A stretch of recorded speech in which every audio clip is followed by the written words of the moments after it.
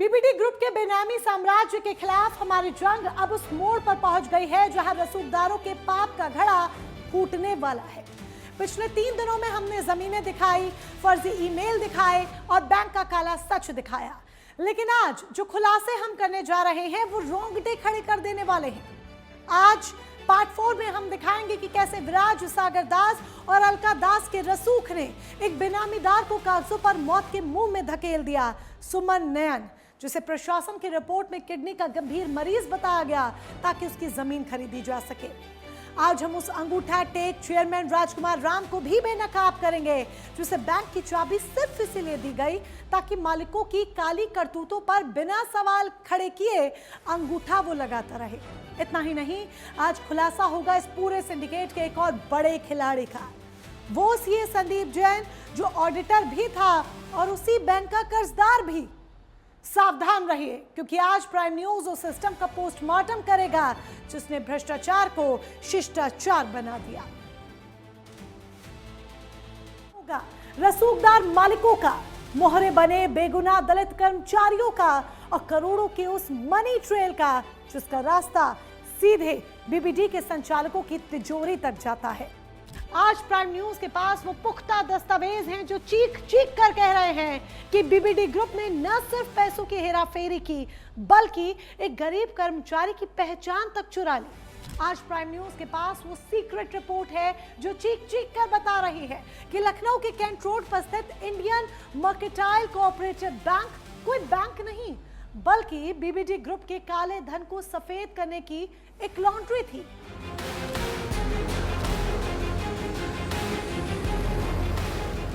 उत्तर प्रदेश के रसूखदार BBD group के खिलाफ प्राइम न्यूज की विशेष तफ्तीश आज चौथे दिन में एंट्री कर चुकी है। पिछले 3 दिनों में हमने वो सच दिखाया जिसने लखनऊ से दिल्ली तक हड़कंप मचा दिया है। हमने पार्ट 1 में बेनामी संपत्तियों की खरीद फरोख्त दिखाई। पार्ट 2 में हमने वो डिजिटल सबूत पेश किए जहां मालिक और बेनामीदार का आईपी एड्रेस एक ही मिला। पार्ट 3 में हमने इंडियन मर्केंटाइल कोऑपरेटिव बैंक के भीतर करोड़ों के वारे न्यारे की पोल खोली। लेकिन आज पार्ट 4 में हम उस अंधेरी सुरंग के उस छोर तक जाएंगे जहां रसूखदारों ने कानून को अपना दास बना लिया। आज हम दिखाएंगे कैसे एक गरीब दलित को किडनी का मरीज बताकर उसकी जमीन हड़पी गई, कैसे एक सीए ने कॉन्फ्लिक्ट ऑफ इंटरेस्ट की सारी हदें पार की और कैसे एक अंगूठा टेक आदमी को बैंक का चेयरमैन बनाकर करोड़ों की सरकारी रकम को चूना लगाया। आज की रिपोर्ट बीबीडी साम्राज्य के उस सिस्टम का पर्दाफाश करेगी जिसे अब तक अभेद्य माना जाता था। इन्वेस्टिगेशन की शुरुआत करते हैं उस साजिश से जो मानवता को शर्मसार करती है। सुमन नयन बीबीडी ग्रुप की एक और बेनामीदार है। चूंकि सुमन नयन दलित थी, इसीलिए उसकी जमीन लेना कानूनन पेचीदा था। नियम कहता है कि दलित की जमीन तभी ली जा सकती है जब वो गंभीर बीमार हो या उसके पास पर्याप्त जमीन बची रहे। प्राइम न्यूज के पास तत्कालीन अपर जिलाधिकारी की रिपोर्ट में जो लिखा है वो चौंकाने वाला है। रिपोर्ट में सुमन नयन को किडनी की गंभीर बीमारी से ग्रसित बताया गया और कहा गया कि उसे इलाज के लिए 80 लाख रुपए की तत्काल जरूरत है। यहां तक दावा किया गया कि इलाज के बाद वो शारीरिक मेहनत के लायक नहीं रहेगी। प्रशासन ने अनुमति दी और सुमन नयन की जमीन विराज इंफ्रा टाउन को बेच दी गई। प्रशासन ने अपनी रिपोर्ट में यह भी लिखा कि जमीन बेचने के बाद सुमन के पास जमीन नहीं बची। लेकिन प्राइम न्यूज के पास इसके खिलाफ पुख्ता सबूत हैं। हमारे पास मौजूदा दस्तावेज बताते हैं कि इसी सुमन नयन ने बाद में फिर से जमीनें बेची। सवाल ये, अगर उसके पास जमीन बची ही नहीं थी तो दोबारा जमीन कहां से आई? और अगर वो किडनी की इतनी गंभीर मरीज थी तो इसका इलाज कहां हुआ? किस डॉक्टर ने उसका ऑपरेशन किया? क्या एडीएम की रिपोर्ट सिर्फ बीबीडी को जमीन दिलाने के लिए तैयार किया गया एक कोरा झूठ था? बेनामीदारों में एक नाम सुमन नयन का भी है। इनके नाम पहले जमीन खरीदी जाती है, फिर इन्हीं के द्वारा बीडी ग्रुप में जमीन बेची जाती है और कहा जाता है कि ये किडनी के पेशेंट है और ये बीमारी के चलते अपनी जमीन को बेच रहे हैं। एडीएम की रिपोर्ट में यही दावा किया गया है और ये सुमन नयन का नंबर है। इस सुमन नयन के नंबर पर हम ये जानकारी लेने के लिए, इनका पक्ष जानने के लिए इनको कॉल कर रहा हूँ। घंटी जो है वो जा रही है।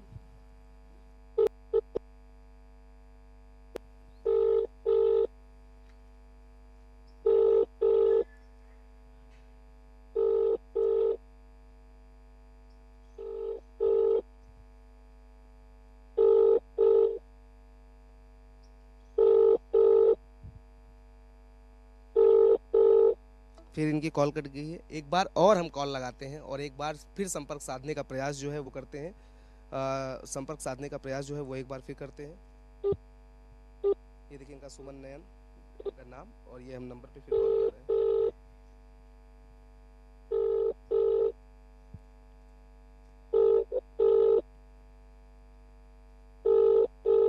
तो बिल्कुल देखिए, जैसे अमूमन अन्य नंबरों पर हो रहा है उसी तरीके से सुमन नयन जो कि एक बेनामीदार है और इन्होंने भी ज़मीन बेची है और इसके बाद जो उसमें दावा किया गया है, क्योंकि ये बात करें तो ऐसी बिरादरी से आती हैं, ऐसे में उनकी ज़मीन को बेचने का कारण इनकी किडनी की बीमारी बताई गई। लेकिन इनसे इनका पक्ष जानने का हमने प्रयास किया, लेकिन कई बार कॉल करने पर भी इन्होंने जवाब नहीं दिया है, यानी इन्होंने फ़ोन नहीं उठाया है। वहीं मामले पर सुमन नयन से प्राइम न्यूज हेड ऑफिस ने भी संपर्क करने की कोशिश की तो सुमन नयन ने आवाज न आने का बहाना करके फोन काट दिया। लेकिन आप सुनकर समझ लेंगे कि सुमन नयन तक आवाज तो पहुंच रही थी, बस वो सुन अपने मतलब की बात रही थी।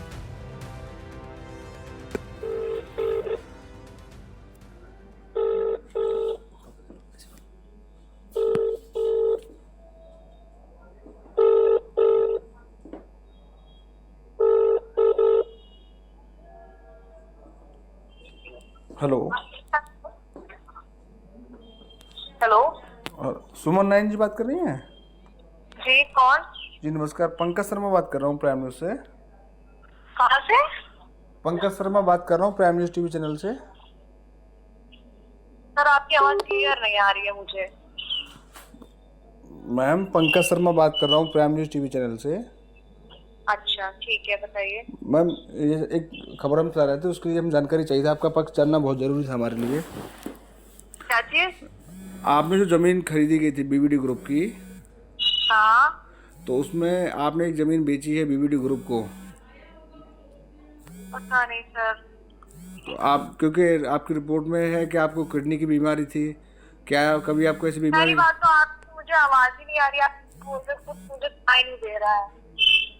अच्छा, नहीं आप बताइए, आपको कभी किडनी से रिलेटेड कोई बीमारी रही है? क्या चीज, क्या कह रहे हैं आप? आपकी आवाज क्लियर ही नहीं आ रही है मुझे। मैम आपको कभी किडनी से कोई संबंधित कोई बीमारी रही है? हेलो मैम आपको आवाज़ तो मेरे साथ पूरी पहुंच रही है, आप जवाब देने की कोशिश नहीं कर रही हैं। नहीं सर, आपकी आवाज बहुत अब कैसे आवाज़ आ गई? जो मैं सवाल कर रहा हूँ आपसे कि किडनी से संबंधित कोई बीमारी आपको रही है? इतिहास गवाह है, किसी भी वित्तीय घोटाले के पीछे एक दिमाग होता है। बीबीडी ग्रुप के इस खेल में सीएस संदीप जैन की भूमिका जांच के घेरे में है। लखनऊ के मुरली भवन में स्थित संदीप प्रकाश एंड कंपनी के पार्टनर संदीप जैन सिर्फ एक चार्टेड अकाउंटेंट नहीं थे, बल्कि बीबीडी ग्रुप के वित्तीय तंत्र के सबसे करीबी खिलाड़ी थे। आरबीआई की इंडियन मर्केंटाइल कोऑपरेटिव बैंक वाली इंस्पेक्शन रिपोर्ट बताती है कि संदीप जैन ने उसी बैंक की कैंट रोड ब्रांच से भारी भरकम लोन ले रखा था, जिसके वो ऑडिटर थे। इतना ही नहीं, बीबीडी की प्रमुख कंपनियों विराज प्रकाशन और विराज कंस्ट्रक्शन के खाते भी उसी बैंक में थे। और कनेक्शन देखिए, यही CA firm badminton association of India की भी ऑडिटर थी, जिसके चेयरमैन 2012 से 2017 तक अखिलेश दास गुप्ता थे। इस बाबत प्राइम न्यूज संवाददाता अमित मिश्रा ने सीएस संदीप जैन से संपर्क करने की कोशिश की तो वो ऑफिस में नहीं मिले। वहीं जब फोन से संपर्क करने की कोशिश की गई तो बीबीडी का नाम सुनते ही उन्होंने फोन काट दिया और उसके बाद फोन नहीं उठाया। इस मामले को लेकर हम संदीप प्रकाश से बातचीत करेंगे। फोन हमने किया है और आप देखिए ट्रू कॉलर पर आपको नाम जो है वो संदीप प्रकाश दिखेगा, संदीप जैन। हालांकि ट्रू कॉलर पे संदीप जैन है और ये जो है सीए हैं। और उस दौरान हेलो, और ये देखिए घंटी जो है वो आ रही है और ये ट्रू कॉलर का नंबर जो है ये था। हेलो भाई साहब, मैं अमित बोल रहा हूँ प्राइम न्यूज से, आपसे बात किया था आपने। हाँ, तो हमसे भाई साहब मैंने आपको बताया ना, हमसे मतलब नहीं है। ठीक है, तो मेरी एक बात आप थोड़ा मेरी बात तो सुन लीजिए। आप फोन काट दे रहे हैं, मतलब हमारी बात तो सुनिए आप।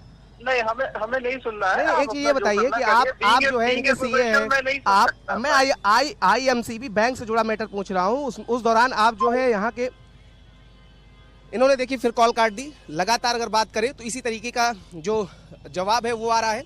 हम BBD ग्रुप से संबंध नहीं है, मेरा इस मामले से कोई संबंध नहीं है, मैं इस मामले को नहीं जानता हूं। इस तरह के बेतुके जवाब जो है वो आ रहे हैं। सवाल वही है कि आखिर ऐसा कौन सा सवाल है जो जिसका जवाब इनके पास नहीं है और इसीलिए ये जवाब देने से बच रहे हैं।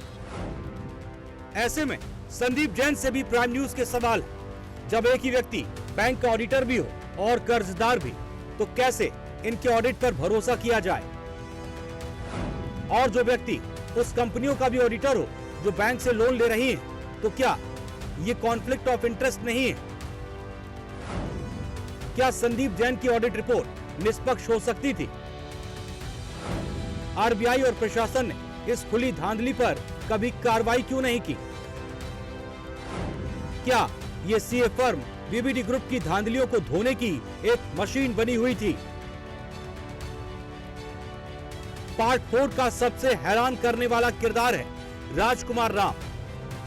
इंडियन मर्केंटाइल कोऑपरेटिव बैंक में सालों तक धांधली चलती रही और इसकी वजह बना राजकुमार राम, जिसे सालों तक बैंक का चेयरमैन बनाकर बैठाया गया। प्राइम न्यूज की पड़ताल में जो सामने आया वो किसी फिल्म की कहानी जैसा है। राजकुमार राम एक अनपढ़ और अंगूठा टेक आदमी था। RBI की इंस्पेक्शन रिपोर्ट गवाही दे रही है कि बैंक की बोर्ड मीटिंग्स की मिनट बुक में राजकुमार राम के हस्ताक्षर की जगह अंगूठे के निशान लगे हैं। अलका दास और विराज दास को जिस डमी चेयरमैन की तलाश थी वो राजकुमार राम के रूप में पूरी हुई, ताकि बैंक के भीतर जो भी गलत काम हो उन पर बिना सवाल किए अंगूठा लगता रहे। हैरत की बात यह है कि ये तथाकथित चेयरमैन राजकुमार राम खुद BBD ग्रुप की बेनामी संपत्तियों में एक बेनामीदार है। इसके नाम पर भी करोड़ों की संपत्तियां खरीदी गई। एक अनपढ़ आदमी बैंक चला रहा था और उसी बैंक के मालिकों के लिए बेनामीदार बना हुआ था। क्या ये बिना मिलीभगत के मुमकिन था? BBD ग्रुप का लालच यही नहीं रुका। बैंक के पैसे को जुए की तरह इस्तेमाल किया गया। वित्तीय वर्ष 2000 और 2001 में बैंक के डिपॉजिटर्स का पैसा बिना किसी डर के शेयर मार्केट में लगा दिया गया। नतीजा ये हुआ कि बैंक को 38.5 करोड़ रुपए का भारी चूना लगा। ये वो दौर था जब भारत में केतन पारेख शेयर मार्केट घोटाले की आग लगी हुई थी और कई बड़े बैंक डूब रहे थे। लेकिन BBD ग्रुप ने इस घाटे को छिपाने के लिए एक खतरनाक खेल खेला।